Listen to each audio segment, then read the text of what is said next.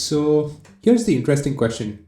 Which one are you? The kind who follows every rule on the road, or the kind who quietly sees every speed limit as just a suggestion? It's funny how speed limits work. They are huge, clear signs, and yet almost no one actually drives at them. Most people seem to treat the number like a suggestion, and they automatically go about 10 or 15 over, maybe more sometimes. It's like there's this invisible unwritten rule that the real limit is just a tad bit faster.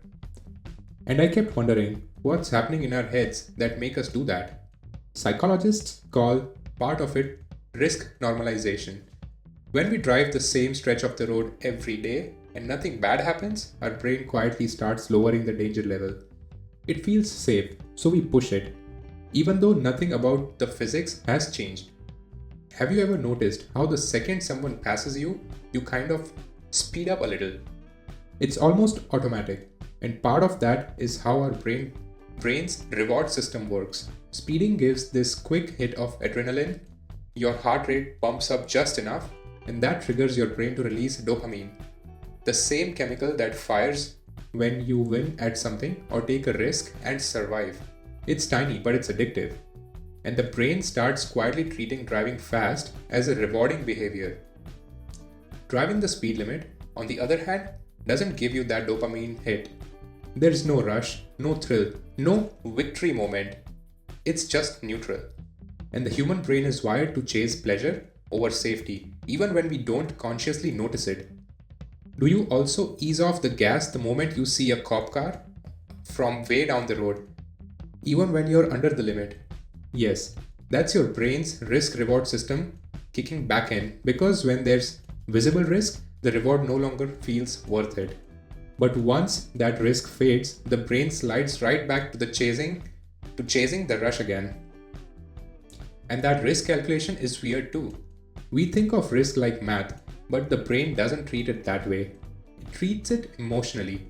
If you've gone 20 over 100 times and survived, your brain quietly starts labeling that as low risk, even though the actual danger never changed. There's still danger when you drive fast or above the speed limits.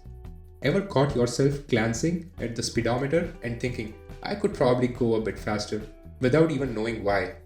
That's optimism bias. This baked in belief that bad things happen to other people. Almost everyone secretly thinks they are a better driver than average. So if we see someone pulled over for speeding, we go like, that won't be me, I'm always careful. Even though statistically, most accidents happen to people who thought they were careful too. But not everyone speeds. Some people glue themselves to the limit like it's etched in stone. And that's often linked to higher consciousness. The same personality trait tied to following rules, schedules, and instruction. They see rules as structure, while more impulsive people see them more like suggestions. It's weird how driving at the limit can feel slow only after you've been going way over it, right?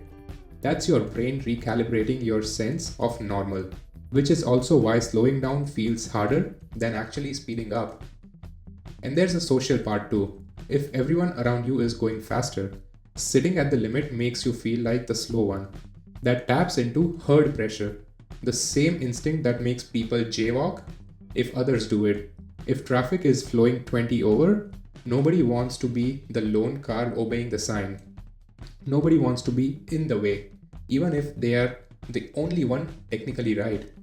Did you ever realize how your normal speed slowly creeps up over the months without you noticing? And here's the darker twist.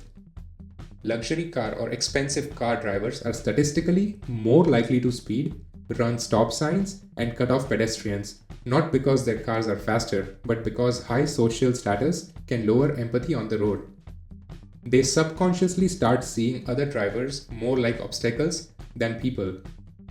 That one really stuck with me.